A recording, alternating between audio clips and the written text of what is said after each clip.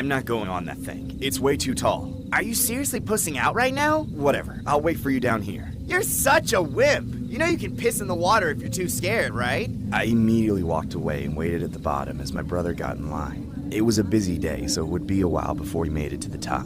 Every once in a while, my brother would look down at me from the stairs and shout at me. Mostly just some stuff about how I was a wimp, and that I was losing out on the most epic thing ever. I wasn't bothered by what he said. I was freaked out by how much higher he was every time I saw him. I just felt like there had to be a reasonable limit to how high you could go down a nearly straight drop like that on a water slide, and this was clearly past that limit. I watched dozens of rafts go down the slide, and I thought each one was going to kill the people riding it. Minute by minute, my anxiety got worse. I was trying not to be paranoid, but it's like I had this feeling of total certainty that the ride wasn't safe. I don't know how to explain why I knew. I just did. Finally, I snapped.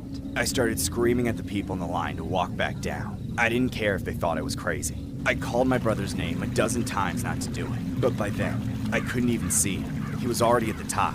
Then I heard him yelling at me, making fun of me for going nuts. I looked up and saw him getting into a raft at the edge of the drop. I knew there was always a few minutes of delay before the raft actually went down to the slide, so I ran to the nearby lockers to get my phone and call my mom. I told her to come to the slide and to tell my brother not to go through with it, and to hurry. But she seemed really drunk. She wasn't taking it seriously. She told me to calm down and that she'd be over in a few minutes. She didn't understand the urgency of the situation. She thought there was more time, but there was only seconds left. All I could do was watch as the gate opened. The raft slid over the edge, and then the unthinkable happened.